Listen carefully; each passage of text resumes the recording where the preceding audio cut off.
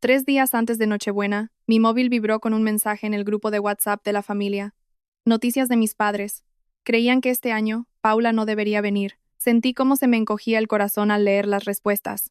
Mi hermano Carlos, mi hermana Isabel, incluso mi tía Susana, 29 años de Navidades en familia, y de repente yo no era bienvenida. Mis dedos temblaban mientras tecleaba mi respuesta. Genial. Pues entonces no me volveréis a ver. Y entonces hice algo que lo cambiaría todo para siempre. Miré fijamente el teléfono, apenas consciente de que Daniel había posado una mano tranquilizadora en mi hombro. Estábamos en medio de un concurrido centro comercial, con los villancicos resonando por todas partes y la gente apresurándose a nuestro alrededor con los brazos cargados de bolsas, pero me sentía completamente sola. Clara, ¿qué ha pasado?, preguntó Daniel, con la voz cargada de preocupación. Ni siquiera pude responder. Simplemente le pasé el móvil.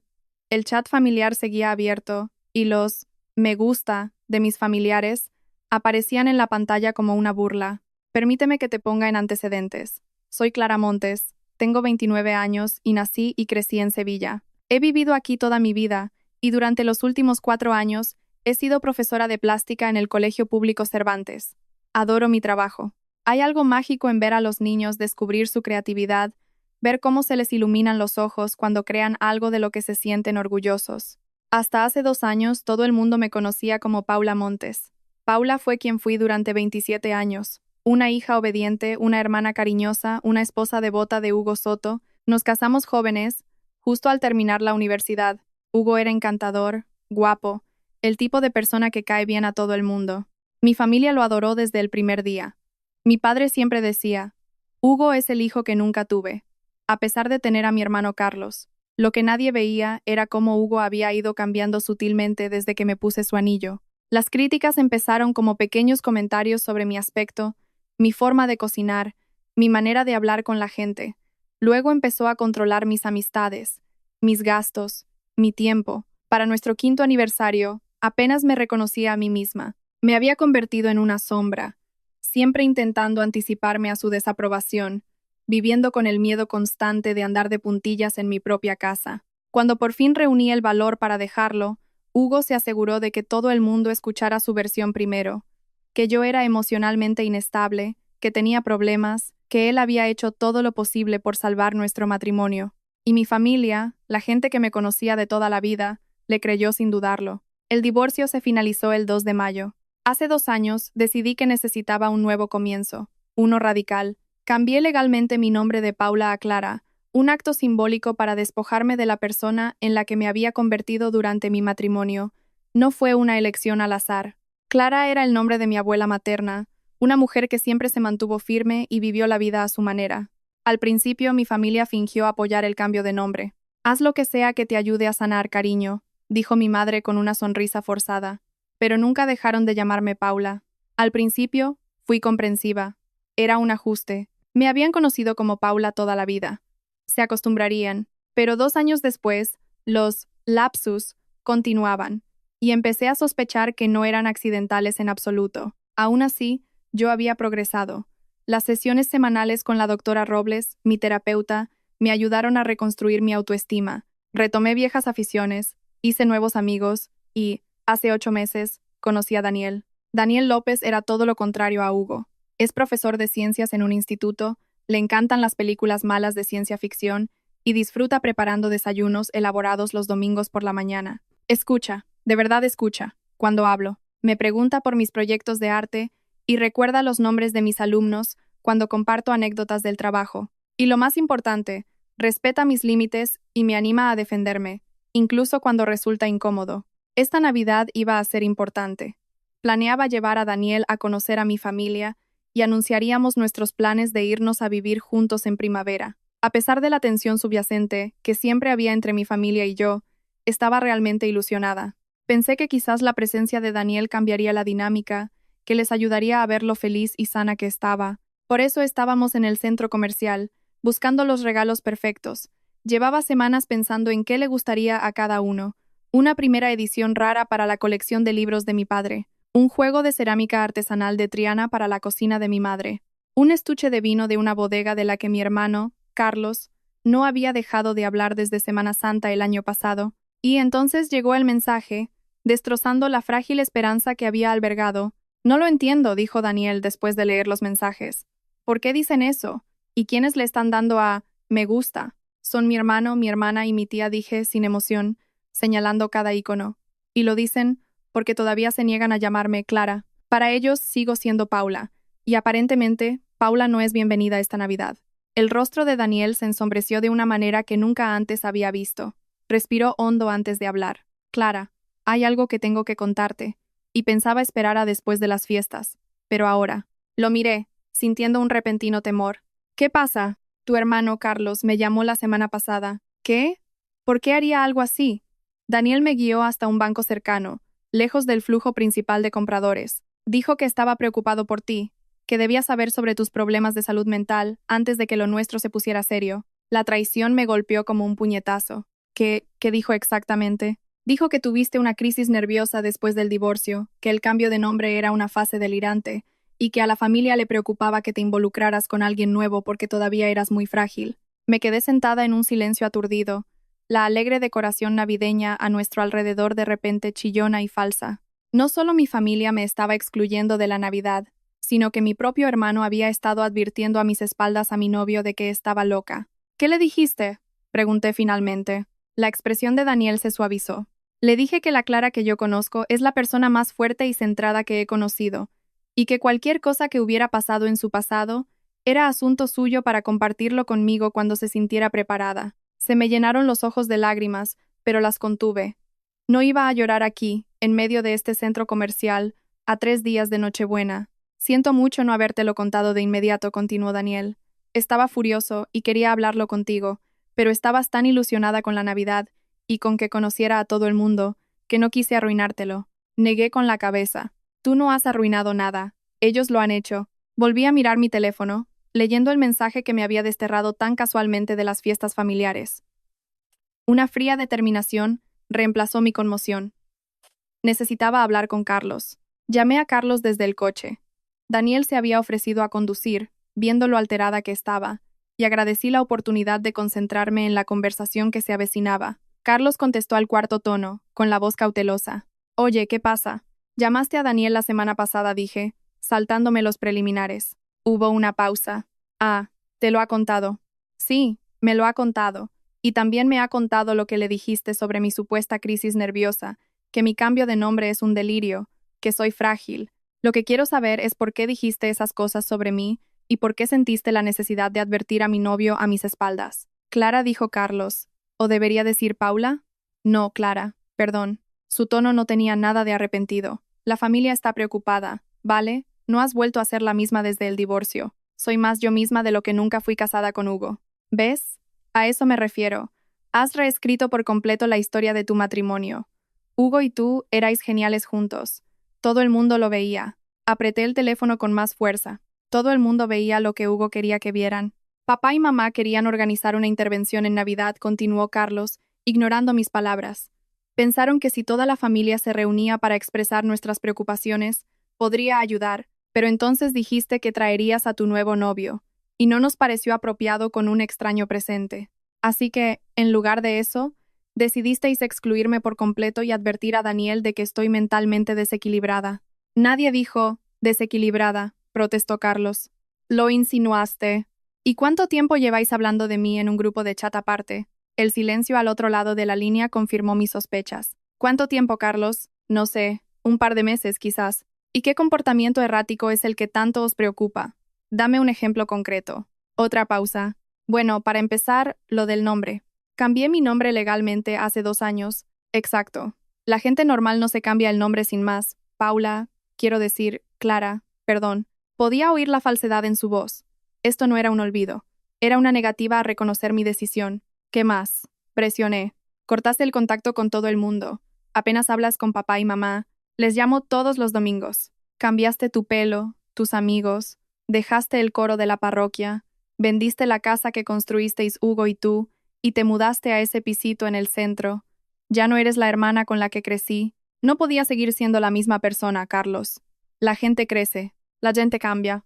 Mira, solo queremos lo mejor para ti. No, queréis que vuelva la persona que era antes. Esa persona ya no existe. Antes de que Carlos pudiera responder, Me entró otra llamada. Isabel. Tengo que dejarte. Llama Isabel. Paula espera. Colgué y contesté a Isabel. Hola, hola, dijo Isabel, con una alegría forzada. Solo llamaba para ver cómo estabas. ¿Estás bien? Conocía ese juego. Isabel no estaba realmente preocupada. Quería los detalles del drama para poder contárselos al resto de la familia. Estoy bien. ¿Por qué no iba a estarlo? Bueno, después del mensaje de papá, solo quería asegurarme de que no estabas disgustada. ¿Por qué iba a estar disgustada por ser desinvitada de la Navidad por mi propia familia, con el visto bueno de mis hermanos? No fue así, dijo Isabel rápidamente. Solo pensamos que quizás necesitabas un descanso de todo el asunto familiar este año.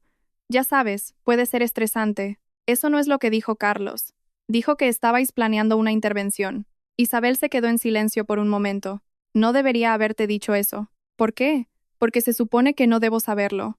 Que todos habéis estado hablando de mí a mis espaldas, planeando tenderme una emboscada en Navidad. No era una emboscada. Estábamos preocupados por ti. Y sinceramente, Paula, Jana, Dios, vale, Clara. Esto es exactamente de lo que hablamos. Te pones a la defensiva por nada. Es mi nombre, como sea. Mira, si de verdad quieres saber por qué papá y mamá están molestos, es porque te negaste a ir a la fiesta de Navidad de los Soto el mes pasado. Los padres de Hugo siempre te han tratado como a una hija, y tú los trataste como si no significaran nada para ti. Me quedé helada por un segundo. Los Soto. Los padres de Hugo. ¿Por qué demonios se esperaba que fuera a su fiesta de Navidad? Llevaba 2 años divorciada de Hugo. Se siguen preocupando por ti. Nos preguntan por ti todo el tiempo. Después de colgar, me quedé sentada en un silencio atónito mientras Daniel nos llevaba de vuelta a mi apartamento. Algo no encajaba. Saqué mi teléfono y empecé a revisar antiguos chats familiares, buscando pistas. Lo que encontré me revolvió el estómago. Meses de conversaciones sobre mi comportamiento preocupante, sobre mi necesidad de guía y apoyo, todo ello envuelto en un lenguaje de preocupación que apestaba a control. Y algo más. Menciones de cenas con Hugo, eventos a los que asistía, conversaciones en las que se le mencionaba no como mi exmarido, sino como una parte activa y presente de sus vidas. Entonces vi una foto, de hacía solo 3 semanas. Mis padres en un restaurante con Hugo y una mujer que no reconocí. El pie de foto decía, cena encantadora con Hugo y Amanda. Qué alegría conocerla por fin. Hice zoom en la cara de la mujer. Amanda tenía el pelo rubio, hasta los hombros, cortado en capas, exactamente como yo lo llevaba cuando salía con Hugo. Llevaba un collar de perlas idéntico al que Hugo me regaló en nuestro primer aniversario. El parecido era asombroso, no en sus rasgos, sino en su estilo, en su presentación. Hugo había encontrado una nueva Paula, y entonces lo entendí. Mi familia no solo estaba en contacto con Hugo, estaban cultivando activamente una relación con él, y preferían a la antigua Paula, la versión de mí que Hugo había moldeado, la hija y esposa dócil que nunca daba problemas. Querían que esa persona volviera, quizás incluso esperando que me reconciliara con Hugo, a pesar del abuso psicológico. Sentí náuseas. A la mañana siguiente, llamé a mi madre. Necesitaba respuestas directamente de ella, no filtradas a través de mis hermanos. Contestó al segundo tono, con voz cansada. Paula, quiero decir, Clara, lo siento, cariño. Mamá, necesito entender por qué se me ha excluido de la Navidad este año. Soltó un profundo suspiro. No es una exclusión, es preocupación. Tu padre y yo pensamos que necesitas más tiempo para sanar, y las reuniones familiares pueden ser estresantes. No necesito más tiempo para sanar. Estoy bien, mamá. Sigo viendo a la doctora Robles. Me encanta mi trabajo. Estoy en una relación sana. Sí, hemos oído hablar de tu nuevo novio. Su tono dejaba claro lo que pensaba al respecto. Se llama Daniel, y quería que lo conocierais. ¿No crees que es un poco pronto? Hace 2 años que me divorcié, mamá. Sí, pero la curación emocional no sigue un calendario, Paula. Apreté los dientes ante el uso deliberado de mi antiguo nombre. ¿Por qué seguís cenando con Hugo tú y papá? La pregunta la pilló por sorpresa. ¿Qué? He visto las fotos, mamá. Cenasteis con Hugo y su nueva novia hace 3 semanas. Bueno, los Soto nos invitaron y resultó que Hugo estaba allí con Amanda. Conocemos a los Soto desde hace años, Paula. No podemos simplemente cortar lazos con ellos porque tú y Hugo no funcionarais. ¿No funcionar? Mamá, abusó psicológicamente de mí.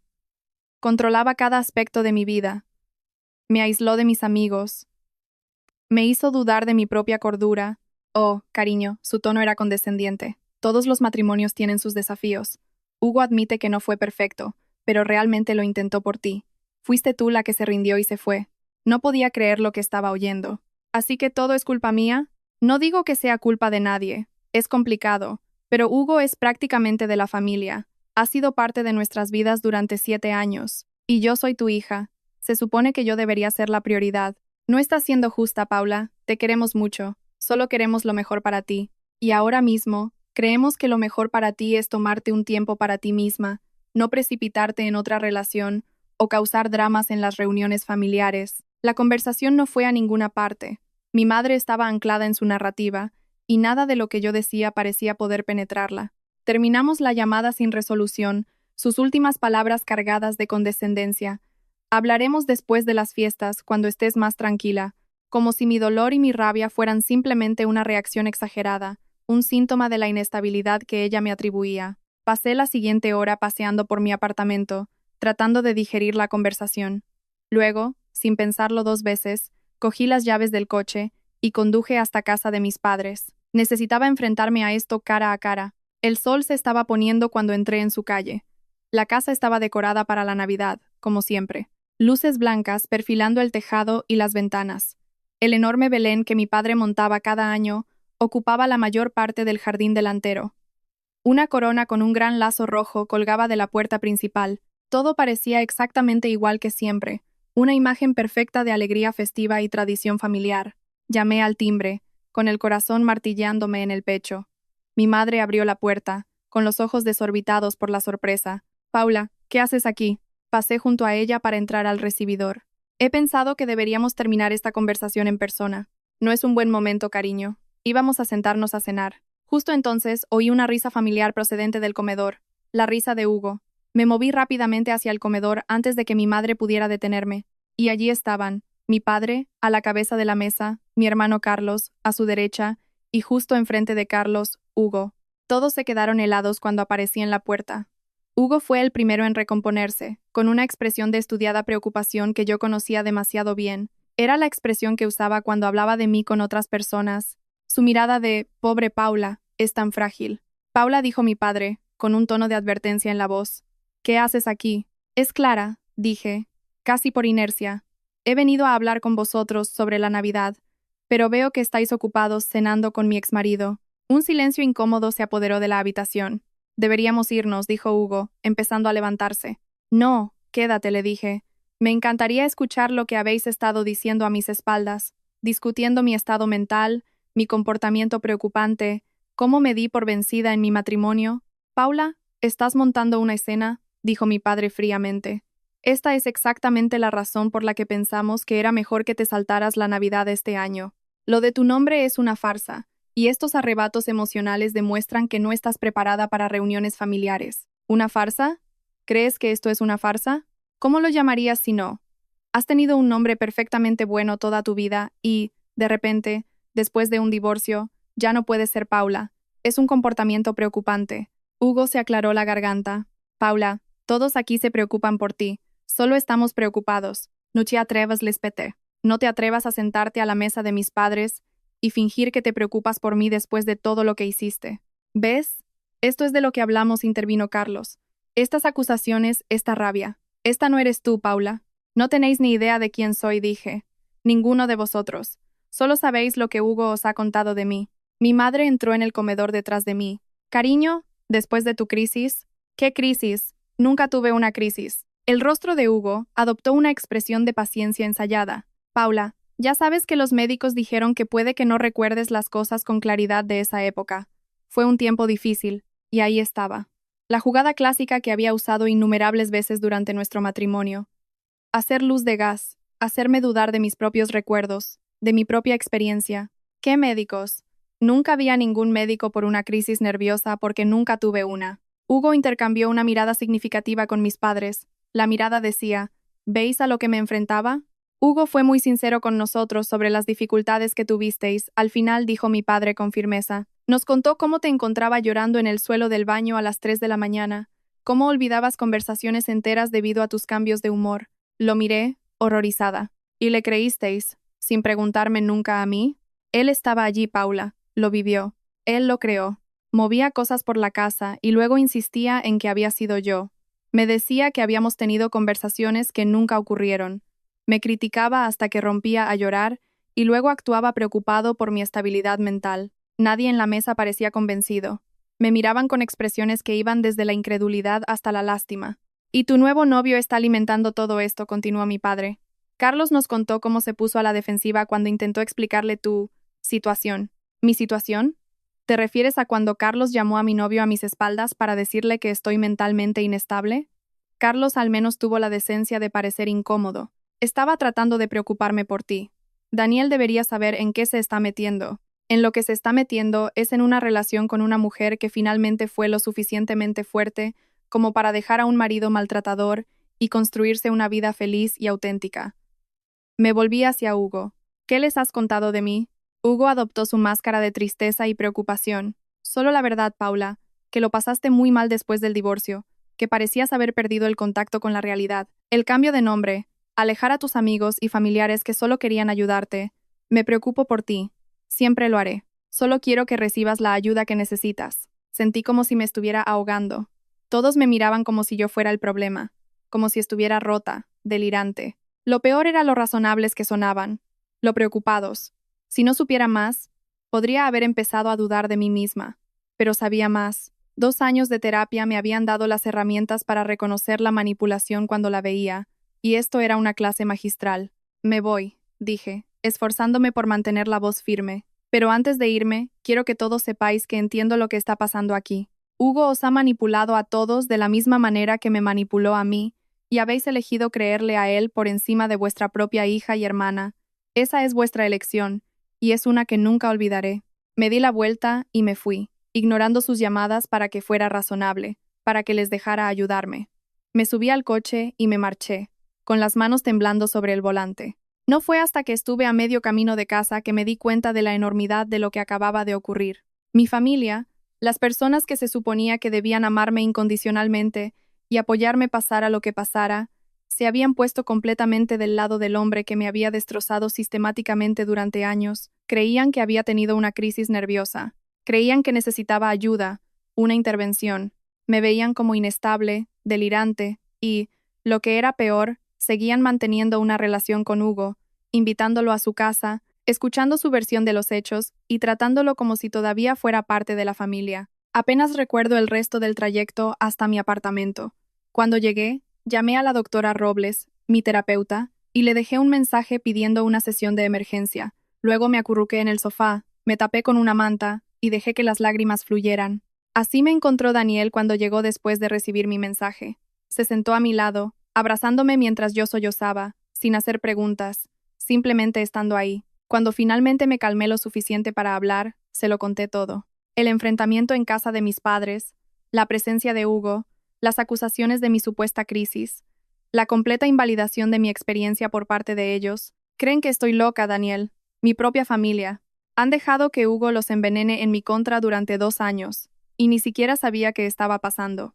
La mandíbula de Daniel se tensó, pero su voz era suave. No estás loca, Clara. Lo que están haciendo se llama abuso por poderes, y es una forma de maltrato. Lo sé. La doctora Robles y yo hemos hablado mucho de esto. Simplemente nunca pensé que mi propia familia participaría en ello. ¿Qué quieres hacer? Esa simple pregunta, ese reconocimiento de que tenía opciones, de que podía elegir cómo responder en lugar de simplemente reaccionar, significó más para mí de lo que Daniel podría imaginar. Todavía no lo sé. Necesito hablar con la doctora Robles. Sea lo que sea que decidas, estoy aquí. Pero Clara, pase lo que pase, no dejes que te hagan dudar de ti misma. Eres la persona más fuerte que conozco. Al día siguiente, me reuní con la doctora Robles. Su consulta siempre había sido un espacio seguro para mí, con sus paredes de color azul pálido, sus cómodos sillones y el suave murmullo de una fuente de agua en la esquina. Cuéntame qué ha pasado, dijo después de que me sentara. Le conté todo. El mensaje de exclusión de la Navidad, las revelaciones sobre el chat secreto, el contacto de Carlos con Daniel, la cena en casa de mis padres con Hugo presente. La doctora Robles escuchó atentamente, tomando notas de vez en cuando. Cuando terminé, dejó su blog y se inclinó ligeramente hacia adelante. Clara, lo que estás describiendo es una campaña deliberada de manipulación y luz de gas. Tu exmarido ha reclutado a tu familia para que sean sus agentes y continúen el abuso que él comenzó cuando estabais casados. Oírlo expresado de forma tan directa fue a la vez devastador y increíblemente validador. La pregunta ahora continuó. Es como quieres responder. Esta es una traición masiva por parte de tu familia, y es completamente comprensible si necesitas crear distancia para proteger tu propio bienestar mental. Pero son mi familia, dije, y las palabras sonaron huecas incluso para mis propios oídos. Lo son. Y en un mundo ideal, la familia proporciona amor, apoyo y seguridad. Pero a veces, los miembros de la familia pueden convertirse en una fuente de daño, especialmente cuando están bajo la influencia de alguien como tu exmarido. Entonces, ¿crees que debería cortar el contacto con ellos? Creo que necesitas priorizar tu propia salud mental y emocional. Eso puede significar establecer límites muy firmes, limitar el contacto o, en algunos casos, tomar un descanso de ciertas relaciones hasta que sean capaces de respetar tu autonomía y tu verdad. Asentí lentamente. Sigo pensando que debe haber algo que pueda decir, alguna forma de hacerles entender. Es una respuesta común, y nace del amor y la esperanza. Pero es crucial reconocer que no puedes controlar cómo te perciben los demás o lo que eligen creer. Solo puedes controlar tus propias acciones y tus propios límites. Salí de la consulta de la doctora Robles sintiéndome emocionalmente agotada, pero extrañamente más tranquila. La validación de una profesional de que no estaba reaccionando de forma exagerada, de que lo que mi familia estaba haciendo era una continuación del abuso del que había escapado, me dio una claridad que necesitaba desesperadamente. De vuelta en mi apartamento, me sentía inquieta. Necesitaba hacer algo, tomar alguna medida en lugar de simplemente quedarme sentada con estas dolorosas verdades. Decidí revisar algunos de mis antiguos diarios, algo que la doctora Robles me había animado a llevar durante mi divorcio y recuperación. Saqué la pila de cuadernos de un armario y empecé a leer las entradas del último año de mi matrimonio y los meses posteriores. Lo que encontré fue desgarrador pero fortalecedor. Página tras página, detallaba la manipulación de Hugo, las críticas sutiles disfrazadas de preocupación, las conversaciones recordadas de forma diferente, las acusaciones de que era olvidadiza o emocionalmente inestable cada vez que lo cuestionaba. Pero también encontré entradas sobre los amigos que habían visto a través de la fachada de Hugo, que habían intentado advertirme o apoyarme. Amigos con los que había perdido el contacto gradualmente a medida que Hugo me aislaba. Amigos como Marta, mi compañera de piso de la universidad, que una vez me llevó aparte en una fiesta y me dijo suavemente que el comportamiento de Hugo le parecía controlador. Yo lo defendí, convencida de que Marta simplemente no entendía nuestra relación. Poco después, Hugo me convenció de que Marta estaba celosa de nuestra felicidad, y me distancié de ella. También había otras entradas, que documentaban cómo mi familia parecía ponerse siempre del lado de Hugo en las discusiones, cómo desestimaban mis preocupaciones sobre su comportamiento controlador, como si fueran peculiaridades de recién casado, o sugerían que yo necesitaba esforzarme más para hacerlo feliz. El patrón era claro. Hugo no me había estado manipulando solo a mí durante nuestro matrimonio. Había estado preparando el terreno todo el tiempo, reclutando a mi familia como sus aliados. Y cuando finalmente lo dejé, simplemente continuó con la manipulación, presentándose como el exmarido preocupado y cariñoso, preocupado por su inestable exmujer. Pero los diarios también mostraban mi crecimiento, la lenta recuperación de mi sentido de identidad, el trabajo que había hecho en terapia. Mostraban que el cambio de nombre había sido una elección considerada y empoderadora, una forma de reclamar mi identidad después de años de despojo sistemático. Mientras leía, descubrí algo más. Los correos electrónicos que Hugo había enviado a mis padres en los meses posteriores a nuestra separación, correos electrónicos de los que me habían puesto en copia, pero que nunca había abierto, demasiado dolida por el divorcio como para tener ningún contacto con él. Inicié sesión en mi antigua cuenta de correo y los encontré. Lo que leí me hizo hervir la sangre. Correo tras correo expresando preocupación por mi estado mental, haciendo referencia a incidentes que nunca ocurrieron, sutiles insinuaciones de que necesitaba ayuda y apoyo, implicando que era inestable y un posible peligro para mí misma. En un correo particularmente manipulador, Hugo había escrito: me preocupa el comportamiento reciente de Paula. Sigue hablando de convertirse en una persona nueva y dejar a Paula atrás. Este tipo de lenguaje disociativo me alarma, y creo que como sus padres, deberíais saberlo. Todavía la quiero mucho y solo quiero lo mejor para ella, incluso si eso no es estar conmigo. El escenario había sido montado, las semillas habían sido plantadas, la narrativa construida, los cimientos puestos para los 2 años en que mi familia me trató como si estuviera rota, inestable, necesitada de intervención en lugar de apoyo. La comprensión de la traición fue dolorosa, pero también esclarecedora. Mi familia no era simplemente ignorante o estaba confundida.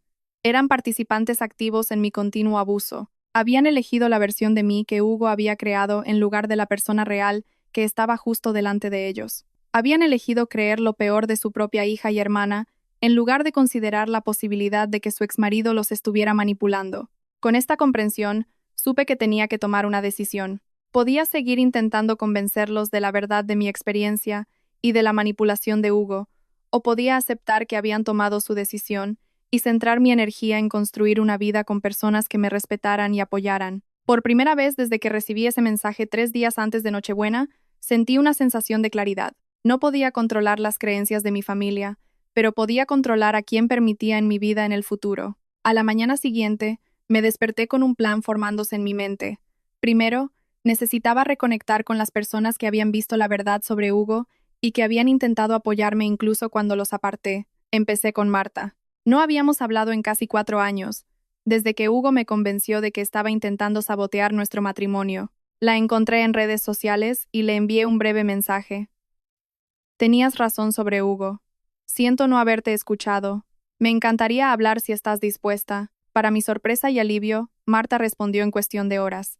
Clara, he pensado mucho en ti. Por supuesto que estoy dispuesta a hablar. ¿Café mañana? Nos encontramos en una pequeña cafetería del centro. En el momento en que la vi, se me llenaron los ojos de lágrimas. Marta me dio un fuerte abrazo. Te he echado de menos, dijo simplemente. Durante las siguientes 2 horas, se lo conté todo. El abuso psicológico en mi matrimonio, el difícil divorcio, el cambio de nombre a Clara, y ahora la traición de mi familia y su continua relación con Hugo. Marta escuchó sin juzgar, apretando mi mano de vez en cuando en señal de apoyo. Cuando terminé, compartió algo que me dejó en shock. Clara, yo pasé por algo similar con mi familia después de salir del armario en la universidad. Al principio no me creyeron, pensaron que era una fase o que estaba siendo influenciada por mis amigos liberales. Incluso intentaron enviarme a terapia de conversión. No tenía ni idea, dije. Nunca me lo contaste. Era difícil hablar de ello en ese entonces. Pero la razón por la que te lo cuento ahora es que tuve que tomar la difícil decisión de distanciarme de mi familia durante unos años. Fue doloroso, pero era necesario para mi propia salud y mi propia identidad. ¿Y funcionó? ¿Volvieron a aceptarte? Algunos sí, con el tiempo. No todos, pero algunos sí. ¿Cómo lo hiciste? ¿Cómo encontraste la fuerza para enfrentarte a toda tu familia? Construyendo mi propio sistema de apoyo. Mi familia elegida, amigos que me aceptaban tal como era, que no intentaban cambiarme o convencerme de que estaba equivocada. Eso fue lo que me ayudó a superarlo. Durante nuestra conversación, Marta se ofreció a presentarme a algunos de sus amigos que habían pasado por experiencias similares de distanciamiento y reconciliación familiar. Dijo que le había resultado inmensamente útil hablar con personas que realmente lo entendían, personas que entendían que a veces la parte más difícil no es la persona que te hiere directamente, sino las que se quedan al margen y dejan que suceda, o incluso participan. Después del café con Marta, me sentí más fuerte, más decidida. Programé otra sesión con la doctora Robles para hablar sobre límites saludables y estrategias para la independencia emocional de mi familia. Ella me ayudó a ver que mi valía no dependía de su validación y que protegerme de su comportamiento dañino no era egoísta, era esencial. Unos días después, Daniel me invitó a pasar la Navidad con su familia. No tienes que decidir ahora mismo, dijo, pero a mis padres les encantaría conocerte, y mis hermanas son geniales. Será algo tranquilo, solo una cena, algunos juegos de mesa y abrir regalos por la mañana de Navidad si quieres quedarte. El contraste entre la invitación relajada y sin presiones de Daniel y la manipulación de mi propia familia era evidente. Aquí había alguien que respetaba mi autonomía, que ofrecía conexión sin exigencias ni condiciones. Me encantaría, dije. Pero también estaba pensando en organizar una pequeña reunión en Nochebuena. Ah, ¿sí? La cara de Daniel se iluminó. ¿Qué tenías en mente? Algo sencillo. Invitar a Marta y a un par de amigos con los que estoy reconectando. Quizás a algunos compañeros del trabajo. Crear algunas tradiciones nuevas. Mías. Nuestras, si quieres unirte. Sería un honor, dijo Daniel. Esa noche, empecé a planificar mi Navidad alternativa. Mientras hacía mi lista de invitados, pensé en mi familia extendida, los primos, tíos y tías que no estaban en el chat familiar principal. Me pregunté cuántos de ellos sabían de la situación, cuántos habían sido alimentados con la narrativa de Hugo sobre mí. Por impulso decidí contactar a mi prima Laura, que siempre había sido amable conmigo en las reuniones familiares, pero con la que había perdido el contacto en los últimos años. Hola Laura, le escribí. Hace mucho que no hablamos. Quería que supieras que no estaré en la Navidad familiar este año. Ah, y ahora me llamo Clara, por si no lo sabías. Laura respondió casi de inmediato. Clara, he estado pensando mucho en ti. De hecho, me salí del chat familiar hace meses, porque no soportaba cómo hablaban de ti. ¿Quieres que quedemos para comer y ponernos al día? Miré su mensaje, atónita. Laura se había salido del chat por cómo hablaban de mí. La llamé de inmediato. ¿Qué quieres decir con que te saliste del chat? Le pregunté en cuanto contestó. Ay, Clara, no quería causar problemas, pero la forma en que te estaban tratando era horrible. Era como si fueras un problema que había que resolver en lugar de una persona que estaba pasando por un momento difícil. Y la forma en que dejaban que Hugo opinara sobre tus asuntos me ponía de los nervios. ¿Sabías de eso? Sí. Intenté decir algo un par de veces, señalar que quizás deberían hablar contigo en lugar de sobre ti, pero nadie escuchaba, así que me fui. Pensé que o se darían cuenta y reflexionarían sobre por qué, o no lo harían, lo que me diría todo lo que necesitaba saber sobre esa dinámica de grupo. Y nadie preguntó por qué te fuiste, dijo Laura con una risa triste. Eso lo dice todo, ¿verdad? Laura y yo planeamos comer al día siguiente. Antes de colgar, añadió, por cierto, he oído que vas a organizar algo por Navidad. Me encantaría ir, si hay sitio. Por supuesto, dije, sintiendo una oleada de gratitud. En los días siguientes sucedió algo inesperado. Después de mi almuerzo con Laura, donde reconectamos y ella escuchó la historia completa de lo que había estado sucediendo, se puso en contacto con algunos otros miembros de la familia que no formaban parte del círculo íntimo de mis padres, otros primos, un par de tías y tíos, incluso mi hermana menor, Sofía, que solo tenía 22 años y estaba empezando a forjar su propia vida e identidad. Uno por uno, empezaron a contactarme, algunos solo para ver cómo estaba, otros para expresar su apoyo o disculparse por no haber estado más en contacto. Varios aceptaron mi invitación a mi reunión de Nochebuena. No todos, por supuesto. Algunos se mantuvieron firmemente del lado de mis padres, o simplemente no querían tomar partido en lo que veían como una disputa familiar. Pero hubo suficientes respuestas positivas como para que empezara a sentir algo que no esperaba: esperanza. Esperanza de que, aunque mi familia nuclear no pudiera aceptarme como soy, todavía podría tener relaciones significativas con mi familia extendida. Esperanza de que no estaba sola al ver la toxicidad de lo que había sucedido. La respuesta de Sofía fue especialmente significativa para mí. Mi hermana menor siempre había sido un poco eclipsada en la familia, la pequeña cuya opinión no siempre se tomaba en serio. Nunca habíamos sido especialmente cercanas mientras crecíamos. La diferencia de edad de 8 años creaba una brecha natural, pero su mensaje mostraba una madurez e independencia que no esperaba. Clara, escribió, siento no haberte contactado antes. Para ser sincera, he estado muy confundida por todo lo que ha pasado entre tú y la familia, pero sé que tu cambio de nombre es importante para ti, y quiero respetar eso. Me encantaría ir a tu Nochebuena, si todavía puedo. Me gustaría escuchar tu versión de la historia. A medida que se acercaba la Nochebuena, mi celebración alternativa tomó forma. 20 personas habían confirmado su asistencia. Una mezcla de viejos amigos y nuevos, compañeros de trabajo, Daniel y un par de sus amigos, y el contingente de familiares que habían elegido apoyarme a pesar de la presión de seguir la narrativa familiar oficial. No era la Navidad que había imaginado cuando compraba regalos con ilusión para mi familia hacía solo una semana. Era algo completamente nuevo, algo que estaba creando yo misma, en mis propios términos, y a pesar del dolor que me había llevado hasta allí, me encontré esperándola con verdadera ilusión. Llegó la Nochebuena, un día claro y frío, con una ligera capa de escarcha en el suelo que hacía que todo pareciera festivo. Daniel llegó temprano para ayudarme a preparar la reunión. Decidimos celebrarla en mi apartamento, que, aunque no era enorme, podía acoger cómodamente a las 20 personas que habían confirmado si reorganizábamos un poco los muebles. Todavía no puedo creer que vaya a venir tanta gente, dije mientras colgábamos luces de colores por el salón. Yo sí puedo creerlo, respondió Daniel. Eres increíble, Clara Montes. La gente quiere estar cerca de ti.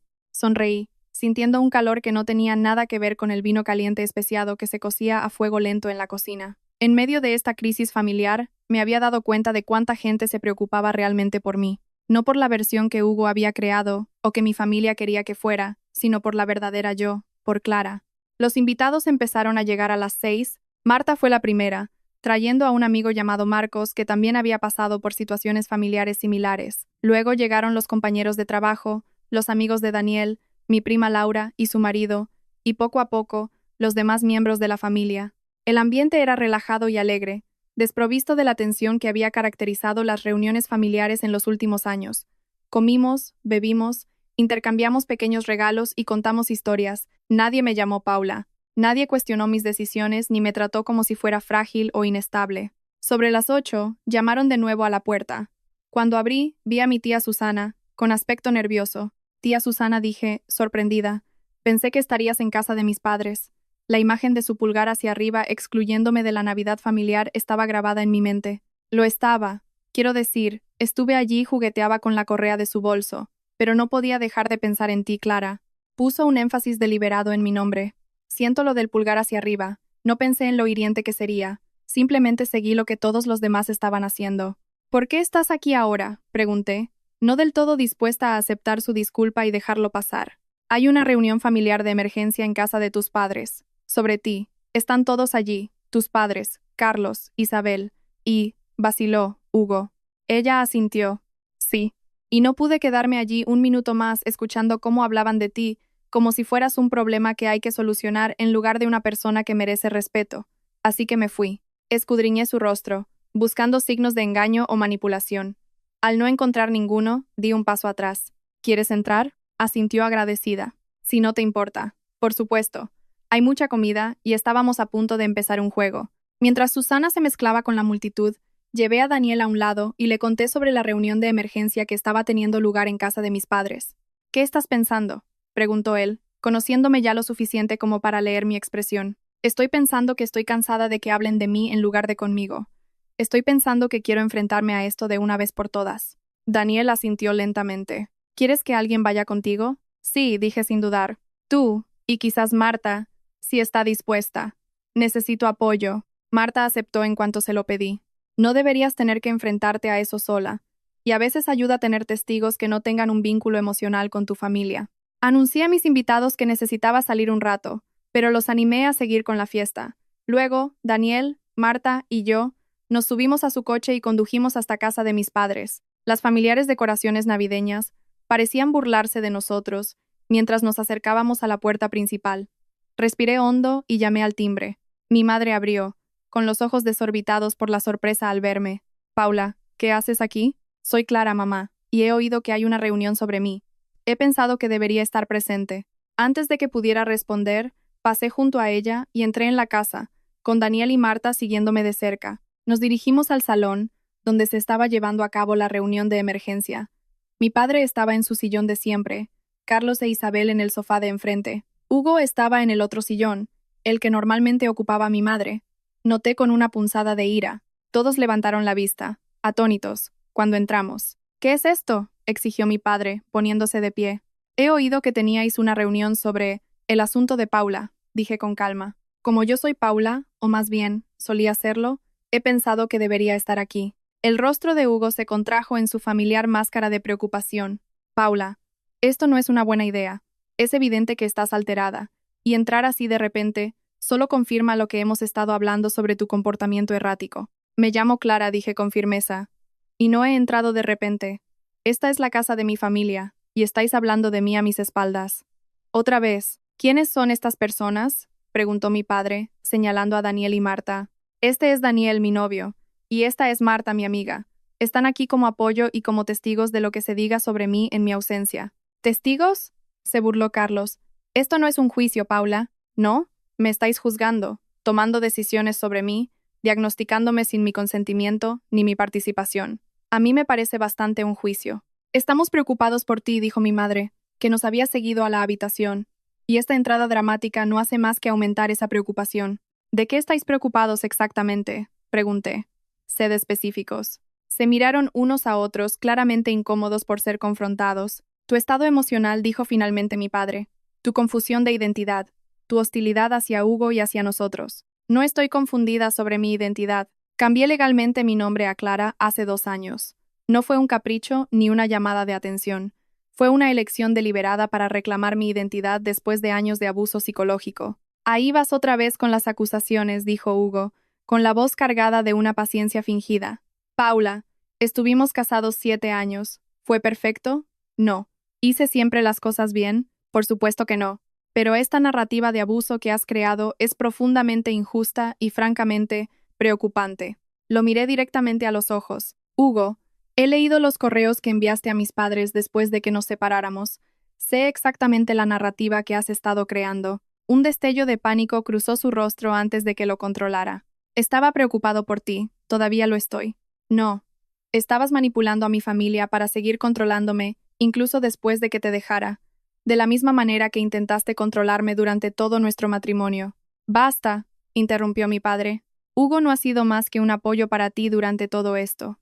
Ha estado dispuesto a ayudarte a pesar de cómo lo has tratado. ¿Ayudarme? ¿Ayudarme a qué? ¿A volver a ser la mujer dócil e insegura que él creó?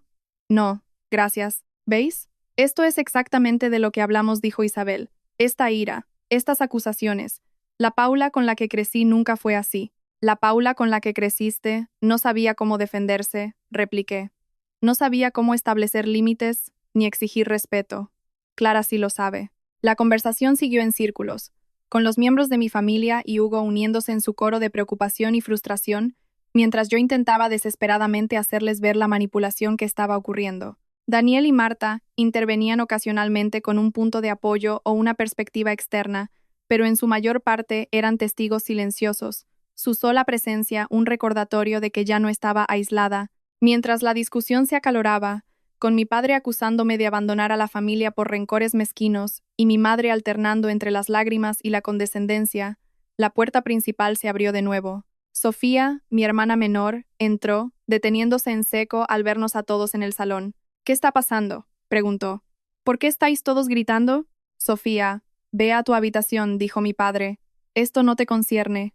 Si se trata de Clara, sí me concierne, respondió ella, sorprendiendo a todos con su firmeza. También es mi hermana. Esto es un asunto de adultos, dijo mi madre. Estamos tratando de ayudar a tu hermana, y ella no está cooperando. Sofía me miró a mí, luego a Hugo, y luego de nuevo a mí. ¿Por qué está él aquí?, preguntó, señalando a Hugo. No es de la familia. Hugo nos ha estado ayudando a entender mejor el estado de ánimo de Clara, explicó mi padre. Vivió con ella 7 años. La conoce mejor que nadie. Ah, ¿sí?, cuestionó Sofía. Porque lo que yo recuerdo de esos 7 años es que él le decía constantemente quién debía ser, en lugar de tomarse el tiempo de conocer a la persona que realmente era. Un silencio sepulcral cayó sobre la habitación. Nadie esperaba esto de Sofía, la tranquila, la que siempre mantenía la paz. Hugo fue el primero en recuperarse. Sofía, entiendo que quieras apoyar a tu hermana, pero no conoces toda la historia. Clara está lidiando con algunos problemas serios. Es Clara, le interrumpió Sofía. Y creo que conozco más de la historia de lo que piensas. Se giró para enfrentarse a nuestros padres. ¿Sabíais que Hugo intentó que yo espiara a Clara para él después de que se separaran? Me enviaba mensajes, preguntándome qué hacía, con quién estaba. Cuando le dije que no me sentía cómoda con eso, empezó a insinuar que si realmente me preocupaba por mi hermana, le ayudaría a vigilarla. Miré a mi hermana, atónita. ¿Hizo eso? Sofía asintió. Debería habértelo dicho antes, pero no quería añadir más estrés a tu divorcio. Y para ser sincera, me daba un poco de miedo meterme en medio de todo esto. Tenías 17 años, dije. No deberías haber tenido que lidiar con algo así. Esto es ridículo, dijo Hugo, pero su voz sonaba más tensa. Estaba preocupado por Clara, y le pedí a Sofía que me avisara si notaba algo alarmante. Eso es todo. No fue todo, insistió Sofía. Me dijiste que si Clara empezaba a actuar de forma errática o a hablar de cambiarse el nombre, tenía que decírtelo de inmediato, porque podría significar que estaba teniendo una crisis nerviosa. Estaba sentando las bases, dije, dándome cuenta en voz alta. Estaba plantando las semillas de la historia que quería que todos creyeran. Mi madre miró de Hugo a Sofía, indecisa. ¿Es eso cierto, Hugo? Por primera vez, Hugo parecía genuinamente incómodo. Estaba preocupado, Catalina. ¿Sabes cómo estaba Paula al final de nuestro matrimonio? No, no lo sabemos, dije con firmeza. Solo sabemos lo que tú les contaste. Y lo que les contaste fue una mentira cuidadosamente elaborada, diseñada para mantener el control sobre mí y mi familia, incluso después de que te dejara. Me giré para enfrentarme a mi familia. No estoy teniendo una crisis nerviosa. No la tuve hace 2 años. No soy inestable, ni delirante, ni estoy confundida sobre quién soy. Soy una mujer que finalmente encontró el valor para dejar una relación de abuso psicológico y reclamar su propia identidad. Parte de eso fue cambiar mi nombre a Clara, un nombre que tiene un profundo significado para mí, un nombre que simboliza fuerza y autoafirmación. Respiré hondo antes de continuar. He pasado 2 años reconstruyéndome, creando una vida que me hace feliz, estableciendo límites saludables y aprendiendo a confiar en mi propia percepción de nuevo después de años de que me la socavaran. ¿Y qué habéis hecho vosotros durante ese tiempo? Mantener una relación con mi maltratador, permitirle que os siga manipulando, tratarme como si estuviera rota en lugar de ver que finalmente estaba completa. La habitación quedó en silencio cuando terminé. Nadie parecía saber qué decir. Finalmente, mi padre habló. Clara, creo que deberías irte ahora. El uso de mi nombre elegido no pasó desapercibido, pero era demasiado poco, demasiado tarde. Estoy de acuerdo, dije. He dicho lo que tenía que decir. El resto depende de vosotros.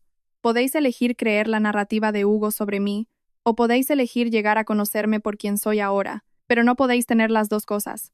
Salí con Daniel y Marta, con Sofía siguiéndonos de cerca. Afuera, en el frío aire de diciembre, sentí una sensación de liberación, como si un peso que había llevado durante años finalmente se hubiera levantado. ¿Estás bien?, preguntó Daniel mientras nos acercábamos a su coche. Lo estoy, dije, y me di cuenta de que era verdad. Por primera vez en mucho tiempo, realmente lo estoy.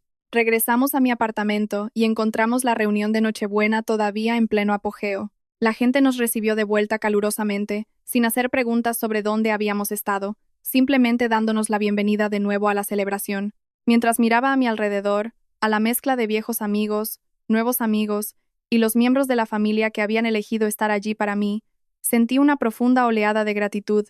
Esto era la familia, las personas que te aceptan como eres, que honran tus límites y tus decisiones, y que te apoyan no por obligación, sino por un afecto genuino. El resto de la noche transcurrió en una feliz neblina de risas, buena comida y conversación sincera.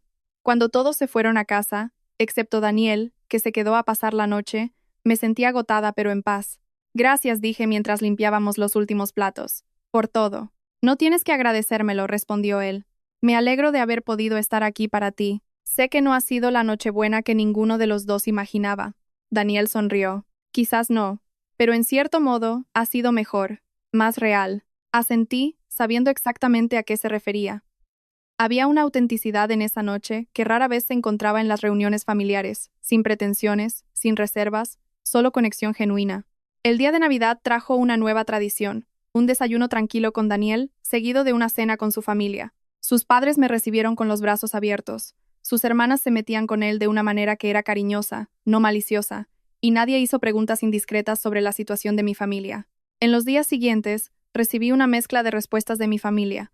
Mi padre envió un correo electrónico escueto, diciendo que necesitaba tiempo para procesar todo. Mi madre llamó 2 veces, dejando mensajes de voz que eran alternativamente apologéticos y defensivos. Carlos guardó silencio. Isabel envió un texto críptico. Siento que las cosas se hayan complicado tanto. Ninguno de ellos abordó directamente las revelaciones sobre la manipulación de Hugo o su propia complicidad en ella. Nadie reconoció el daño que habían causado al excluirme de la Navidad, al hablar de mí a mis espaldas, al creer a Hugo por encima de mí. Pero usaron mi nombre, Clara, no Paula, en sus comunicaciones. Fue un paso pequeño pero significativo. Sofía, por otro lado, se mantuvo en contacto. Nos vimos para tomar un café varias veces en las semanas posteriores a la Navidad, construyendo lentamente una relación como adultas, en lugar de solo como hermanas separadas por la edad y las circunstancias. Siempre te he admirado, confesó durante una de nuestras charlas. Incluso cuando todo el mundo decía que estabas pasando por una fase o que tenías una crisis, yo solo veía a alguien que era mucho más fuerte después de dejar a Hugo. ¿Por qué no dijiste nada?, pregunté suavemente. Se encogió de hombros. Todavía vivía en casa, dependía económicamente de ellos, y sinceramente no tenía la confianza para enfrentarme a todos. ¿Y ahora? Sofía sonrió. Ahora estoy aprendiendo de ti. Verte establecer límites, negarte a que te hagan luz de gas, ser fiel a ti misma incluso cuando sería más fácil ceder, ha sido realmente inspirador para mí, Clara.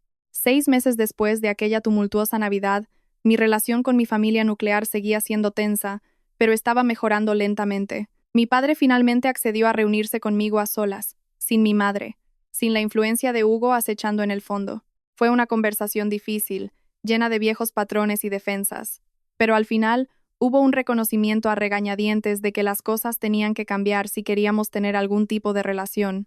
A mi madre le costó más adaptarse. Años de creer en la narrativa de Hugo sobre mí habían endurecido su percepción, y le resultaba difícil verme con claridad, pero lo estaba intentando a su manera, haciendo pequeños esfuerzos por respetar mis límites y reconocer mi autonomía. Carlos finalmente se puso en contacto, ofreciendo una disculpa torpe por llamar a Daniel a mis espaldas.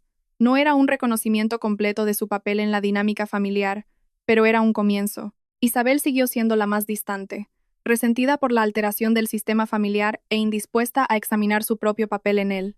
En cuanto a Hugo, supe a través de Sofía que ya no era bienvenido en las reuniones familiares. Las revelaciones sobre sus intentos de manipularla fueron la gota que colmó el vaso para mis padres, obligándolos a reexaminar todo lo demás que yo había dicho sobre él. Mientras tanto, mi vida con Daniel florecía. Nos mudamos juntos como habíamos planeado, creando un hogar que se sentía seguro, cálido y lleno de alegría. Mis viejas amistades con personas como Marta se profundizaron y forjé otras nuevas a través del trabajo y las actividades comunitarias. Mi Nochebuena alternativa se convirtió en la primera de muchas, ya que empecé a organizar cenas y celebraciones regulares con mi familia elegida, una mezcla de parientes de sangre y almas gemelas encontradas por elección y vínculo. Un año después de aquel mensaje que lo cambió todo, Daniel me pidió que me casara con él. Estábamos de picnic en el parque donde tuvimos nuestra primera cita, y sus palabras fueron sencillas y sinceras. Clara Montes, eres la persona más fuerte y auténtica que conozco. ¿Te casarías conmigo? Dije que sí sin dudarlo. Nuestra boda fue pequeña pero significativa, celebrada en un jardín botánico donde las hojas de otoño creaban un dosel natural de rojo y oro sobre nosotros. Marta fue mi dama de honor. Sofía fue una de mis damas de honor, junto con dos compañeras de trabajo que se habían convertido en amigas íntimas. Mi padre me llevó al altar, un gesto tradicional que ahora tenía un nuevo significado, no como una transferencia de propiedad de padre a marido, sino como un acto de respeto y reconciliación. Mi madre estaba allí, todavía un poco incómoda con la nueva dinámica familiar, pero haciendo el esfuerzo. Carlos vino con su esposa. Isabel envió un regalo, pero no asistió, aún no preparada para aceptar plenamente la nueva realidad. Mientras miraba a mi alrededor en la recepción, vi una mezcla de los miembros de mi familia que estaban trabajando para reconstruir su relación conmigo, los amigos que me habían apoyado en mis momentos más oscuros, y las nuevas conexiones que había hecho en el camino. Sentí una profunda sensación de paz. El viaje de Paula a Clara no había sido fácil. Me había costado relaciones, me había obligado a enfrentarme a verdades dolorosas y me había exigido mantenerme firme en mi identidad, incluso cuando las personas más cercanas a mí se negaban a reconocerla. Pero también me había llevado a este momento, rodeada de amor genuino, segura de mí misma, sin miedo a establecer límites o a decir mi verdad. Al final, el mensaje que me excluyó de la Navidad había sido un regalo, aunque doloroso. Expuso las fracturas que habían estado latentes durante años. Me obligó a tomar una posición, a negarme a ser manipulada o definida por otros por más tiempo. Me mostró quién estaría a mi lado cuando las cosas se pusieran difíciles y quién elegiría la comodidad por encima de la verdad. Y sobre todo, confirmó lo que ya sabía en el fondo, que cambiar mi nombre de Paula a Clara nunca fue solo por dejar atrás un mal matrimonio. Fue por reclamar mi derecho a definirme a mí misma, a establecer mis propios términos, a vivir auténticamente, incluso cuando a otros les resultara incómodo o difícil. Mientras Daniel y yo compartíamos nuestro primer baile como marido y mujer, crucé la mirada con mi padre al otro lado de la habitación. Me dio un leve asentimiento, un gesto que se sintió como un reconocimiento y quizás una disculpa. Le devolví el asentimiento, aceptando ambos. Teníamos un largo camino por recorrer para reconstruir nuestra relación, pero los cimientos estaban allí. Una nueva comprensión basada en el respeto en lugar del control, viéndome por quien era, no por quien otros querían que fuera. El camino desde ese doloroso mensaje hasta este momento de alegría y conexión no había sido recto ni fácil. Había habido reveses, momentos de duda y dolor, pero al mantenerme firme en mi verdad, rodeada de personas que me apoyaban y respetaban, supe que había tomado la decisión correcta. Paula se había ido, y Clara, fuerte, auténtica y con límites claros, estaba aquí para quedarse. ¿Has tenido alguna vez que establecer límites difíciles con miembros de tu familia que no podían aceptar tu crecimiento o tus cambios? ¿Cómo navegaste esas dificultades mientras cuidabas de tu propio bienestar mental? Me encantaría leer tus pensamientos en los comentarios. Y si esta historia te ha llegado, por favor dale a me gusta, suscríbete y compártela con otras personas que puedan necesitar escuchar que está bien ser quien eres, incluso cuando a los más cercanos les cueste aceptarlo. Gracias por estar aquí conmigo, y te deseo el valor de honrar tu auténtico yo.